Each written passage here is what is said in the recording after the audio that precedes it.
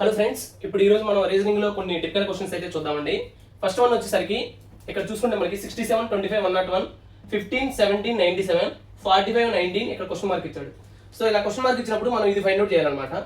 So ఇప్పుడు చూసుకుంటే ఒక లాజిక్ అయితే ఉంటుంది అనమాట. సంథింగ్ ఆ లాజిక్ అనేది మనం ఫైండ్ అవుట్ చేస్తే ఈజీగా ఉంటుంది అనమాట. ఫర్ ఎగ్జాంపుల్ ఇక్కడ 67 ఉంది. 67 ఇంటూ 3 మైనస్ 25 ఇంటూ 4. సో ఈ రెండింటి ద్వారా దీన్ని రాబడుతున్నాం అనమాట.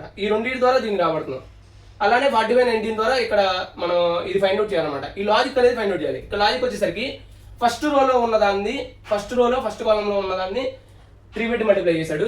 అలానే సెకండ్ కాలంలో ఫస్ట్ ఉన్నదాన్ని 4 పెట్టి మల్టిప్లై చేశాం అనమాట. అప్పుడు ఎంత వస్తుంది మనకి? 67 into 3 that equal to 201 minus 25 into 4 100 that equal to 101.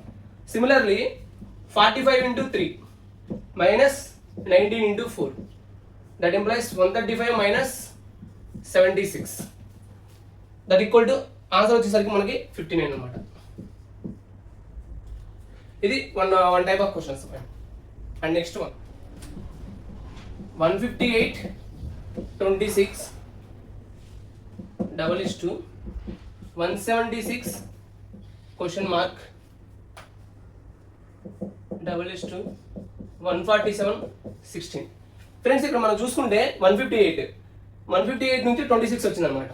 Similarly 176 నుంచి ఒకటైతే వస్తుంది, అది కింద ఆప్షన్స్లో ఇస్తారు మనకి. అగైన్ 147 నుంచి 16. సో ఇక్కడ మనం చూసుకుంటే 158ని ఏ డిజిట్ కాదు డిజిట్ తీసుకుందామండి. అంటే 1 into 5 into 8 minus 1 plus 5 plus 8. So ఇది చేస్తే 40 minus 14 that equal to 26. Yes, our logic is correct. Similarly 176కి 1 ఇంటూ 7 ఇంటూ 6 మల్టిప్లై చేసాము. అట్ ద సేమ్ టైం అదే డిజిట్స్ని సమ్ చేసాం అనమాట. అంటే 1 plus 7 plus 6 that equal to 42 minus 14 that implies 28 అనమాట. సో ఇది ఒక టైప్ ఆఫ్ క్వశ్చన్ ఫ్రెండ్స్. ఈ క్వశ్చన్లో చూసుకుంటే మనకి 2, 22, 32, 42, 57, 87, 162 ఇచ్చాడు అనమాట. సో ఇలా ఇచ్చినప్పుడు మ్యాక్సిమం మనం ఏం చేద్దామంటే సబ్ట్రాక్ట్ అనమాట. అంటే ఈ రెండింటి మధ్య డిఫరెన్స్ తీసుకుంటూ వెళ్దాం. ఇక్కడ వచ్చేసరికి 20, ఇక్కడ వచ్చేసరికి 10, ఇక్కడ వచ్చేసరికి అగైన్ 10, ఇక్కడ వచ్చేసరికి 15, ఇక్కడ వచ్చేసరికి 30, ఇక్కడ వచ్చేసరికి 575. సో ఇక్కడ డిఫరెన్స్ ఫైండ్ అవుట్ చేసి దాన్ని సమ్ చేస్తే అయిపోతుంది అనమాట. ఫ్రెండ్స్ ఇక్కడ మనం చూసుకుంటే ఇక్కడ 20 వస్తుంది, ఇక్కడ 10 వస్తుంది, ఇక్కడ 15 వస్తుంది. సో దీన్ని ఎలా రాసుకోవచ్చు మనం? 20 అనేది 10 అవుతుంది. అంటే 20 ఇంటూ హాఫ్ చేసుకోవచ్చు కదా. అంటే 0.5 వీ కెన్ సే 0.5. సిమిలర్లీ అప్పుడు 10 వస్తుంది. 10 ఇంటూ 1 ఈక్వల్ టు 10 అవుతుంది కదా. అలానే 10 ఇంటూ 1.5 దట్ మీన్స్ 15 అవుతుంది. Again 15 into 2. So our logic is correct. Next 30 into 2.5. Next one వచ్చేసరికి 75 ఇంటూ 3.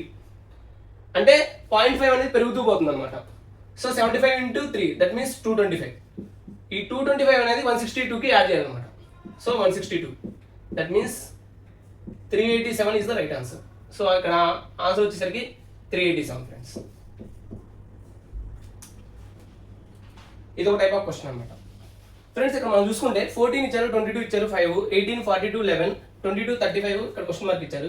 సో మనం ఏం చేయాలంటే ఈ రెండింటిని యూజ్ చేసుకొని ఇది ఫైండ్ అవుట్ చేసుకోవాలి. ఇక్కడ క్వశ్చన్ మార్క్ ఇచ్చారంటే ఖచ్చితంగా అలానే ఉంటుంది అనమాట, ఎక్కువ శాతం కూడా. నెక్స్ట్ ఇక్కడ చూసుకుంటే మనకి 22 మైనస్ 14 డివైడెడ్ బై 2 అప్పుడు ఏమొస్తుంది? 22 మైనస్ 7 దట్ మీన్స్ 15 నుంచి 5 రావాలి. అంటే 15 divided by 3 that equal to 5. ఒక లాజిక్ అయితే ఫైండ్ అవుట్ చేసుకున్నాం. సేమ్ అదే లాజిక్ ఇక్కడ అప్లై అవుతుందా లేదా చెక్ చేద్దామండి ఈ థర్డ్ దానికి. ఇక్కడ చూసుకుంటే ఏం చేసాము? సెకండ్ కాలంలో 35 ఉంది. 35 మైనస్ ఫస్ట్ స్టార్టింగ్ ఇది అనమాట 22 divided by 2 that means 35 minus 11 that equal to 24. 24 divided by 3 that means 8. Suppose ఇది కరెక్టా కాదా చెక్ చేసుకోవడానికి ఇది కూడా ఫైండ్ అవుట్ చేద్దామండి. అంటే 42 మైనస్ 18 డివైడ్ బై 2 అంటే 9 దట్ ఈక్వల్ టు ఎంత వస్తుంది మనకి? 33 డివైడెడ్ బై 3 11. సో మన లాజిక్ అనేది కరెక్ట్ అనమాట. So answer is 8. ఫ్రెండ్స్ ఇక్కడ మనం చూసుకుంటే 6, 15, 48, 7, 17, 55, 13, 29 స్టార్ మార్క్ ఇచ్చారనమాట.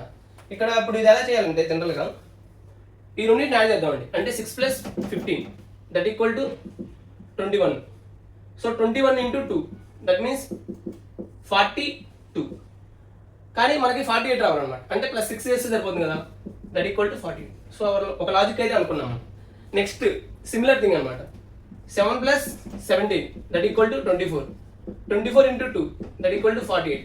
48 ప్లస్ ఫస్ట్ అంటే 7 దట్ ఈక్వల్ టు 55. సో మన లాజిక్ అనేది కరెక్ట్, ఒక సెన్స్ అయితే వచ్చింది అనమాట. నెక్స్ట్ దీన్ని చూసుకుంటే మనకి 13 + 29 that equal to 42. 42 × 2 that equal to 84. 84 + 13 that equal 97. So 97 is the answer. ఇవన్నీ కొంచెం టిపికల్గా అనిపిస్తాయి అనమాట, ఎందుకంటే ఇవి చాలా రేర్గా అడుగుతూ ఉంటాడు. బట్ స్టిల్ ఈ లాజిక్ అనేది తెలియకపోతే మనకి కష్టం అనమాట. నెక్స్ట్ ఇదే టైప్లో ఇంకో క్వశ్చన్ అయితే చాలా ఫ్రెండ్స్ ఇక్కడ మనం చూసుకుంటే ఇక్కడ 13 ఉంది, 54 క్వశ్చన్ మార్క్ ఉంది, 7, 45, 32, 27, 144, 68. సో జనరల్గా ఇలా ఇచ్చినప్పుడు ఎక్కువ శాతం మనకు పెద్ద అంటే ఎక్కువ లార్జ్ నెంబర్ ఏది ఉందో చెక్ చేసుకుంటాం అనమాట. ఇక్కడ చూసుకుంటే 27, ఇక్కడ చూసుకుంటే 144. సో సంథింగ్ ఇవి యాడ్ చేస్తేనో అలా వస్తుంది అనమాట. ఫర్ ఎగ్జాంపుల్ 13 + 7 20, ఇంకొక 7 యాడ్ చేస్తే 27 వస్తుంది కదా, అంటే మేబీ 7 × 2. సో అప్పుడు ఏమవుతుంది 13 + 14 ఈక్వల్ టు 27. సిమిలర్లీ ఇది చూద్దామండి. సో 54 + 45 × 2, 45 × 2 దట్ మీన్స్ ఇది మొత్తం కూడా 90 అవుతుంది అనమాట. 90 + 54 144. ఒక లాజిక్ అయితే వచ్చిందనమాట. నౌ ఇక్కడ ఏముంటుందో తెలియదు మనకి, దాన్ని K అనుకున్నాం. అప్పుడు ఏమవుతుంది మనకి K + 2 × 32 that means 64 equal to 68. Now K equal to 4. So 4 is the right answer friends. ఇక్కడ క్వశ్చన్ మార్క్లో 4. ఇక్కడ మనం చూసుకుంటే BRELF, ఇక్కడ వచ్చేసరికి CFGMS. సో మనం చూసుకుంటే B నుంచి C వస్తుంది అంటే +1, బట్ R నుంచి S అంటే వేరేగా వెళ్తుంది అనమాట. నెక్స్ట్ E నుంచి F అయితే ఉంది, at the same time L M ఉంది, F G ఉంది, కానీ రివర్స్ ఆర్డర్లో ఉన్నాయి అనమాట కొంచెం. సో ఇప్పుడు ఏం చేయాలంటే సపోజ్ వీటిని ఆల్ఫాబెటికల్ ఆర్డర్లో రాసుకున్నాం అంటే అప్పుడు ఏమొస్తుంది B తర్వాత మనకు వచ్చేది E, తర్వాత F, తర్వాత L, R. వీటికి +1 చేద్దాం అంటే C F G M S. Yes our logic is correct. Similarly ఇక్కడ కూడా అనమాట. ఇక్కడ ఏమొస్తుంది స్టార్టింగ్లో C వస్తుంది అంటే +1 వేస్తే D, నెక్స్ట్ తర్వాత వచ్చేసరికి H I. So our logic is correct అనమాట. దీన్ని కూడా ఆల్ఫాబెటికల్ ఆర్డర్లో రాస్తున్నాం. EODET. ఫస్ట్ D, తర్వాత E, నెక్స్ట్ E, తర్వాత O, తర్వాత T. నౌ +1 అనమాట అంటే E F F O P T, Tకి U వస్తుంది అనమాట. సో అది that is the right answer friends. EFFPU. So ఇది ఒక టైప్ ఆఫ్ క్వశ్చన్ అనమాట ఫ్రెండ్స్. ఇవి SSC ఫ్రెండ్స్, ఈ క్వశ్చన్స్ వచ్చే SSC సీరియల్కి చాలా ఇంపార్టెంట్ అనమాట. అండ్ వీటిలో లాస్ట్ క్వశ్చన్ మనం చేద్దామండి, ఆ తర్వాత ఈ వీడియోని అయితే క్లోజ్ చేద్దామండి. నెక్స్ట్ రిమైనింగ్ క్వశ్చన్స్ నెక్స్ట్ వీడియోలో ట్రై చేద్దాం మనం. ఫ్రెండ్స్ ఇక్కడ మనకి క్వశ్చన్ వచ్చేసరికి in a certain code language maker is coded as 90. How will brother be coded in that language అన్నాడు. సో ఇక్కడ మనం చూసుకుంటే మేకర్ MEKER, ఈ టోటల్ మొత్తం కూడా 90 అంటున్నాడు. అంటే టోటల్ ఏంటని మనం చూద్దాం. M 13, 1, K 11, E 5, R 18.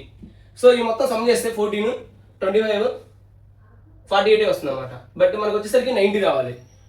So suppose ఇక్కడ ఆల్ఫాబెట్ వరకు ఆపోజిట్లో రాసుకున్నాడు అనుకున్నాం. అంటే ఫర్ ఎగ్జాంపుల్ ఏకి జెడ్ రాశాడు, జెడ్కి ఏమొస్తుంది 26. నెక్స్ట్ ఈకి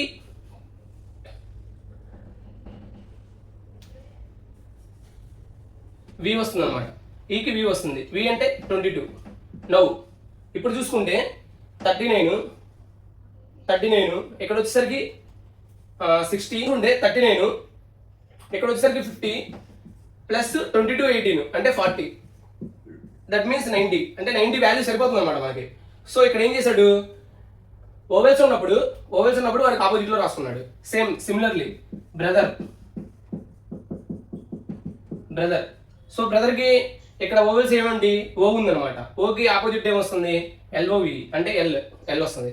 నెక్స్ట్ ఈకి వి వస్తుంది అనమాట. నవ్వు సేమ్ మిగిలినంత సేమ్. బి అంటే 2, ఆర్ అంటే 18, ఎల్ అంటే 12, T 20, H 8, V 22, R 18. Friends ఇక్కడ మనం చూసుకుంటే ఈ 2 అండ్ 18 20, నెక్స్ట్ ఇవి 20, అగైన్ 20, ఇవి చూసుకుంటే 40. టోటల్ వచ్చేసరికి 100 అనమాట. So brother will be cold as 100 అనమాట. సో ఇక్కడ 100 వచ్చినట్టుగానే మీరు రాబోయే ఎగ్జామ్ అంటే ఎస్ఎస్సి సీజల్ 2025 రీజనింగ్లో 100% సాధించాలని కోరుకుంటూ మీ శ్రేయభిలాషి ఫ్రెండ్స్. అండ్ ఈ వీడియో కనుక మీకు బాగా నచ్చినట్లయితే మీ ఫ్రెండ్స్ అందరికీ షేర్ చేయండి. అండ్ ప్రిపేర్ అయ్యే వరకు చాలా హెల్ప్ఫుల్గా ఉంటుంది. ఎందుకంటే ఇవి చాలా టిపికల్ క్వశ్చన్స్. కొంచెం మనం లాజిక్ ఆలోచించాలన్నమాట ఎక్కడైతే. So thank you friends for your patience and all. Thank you.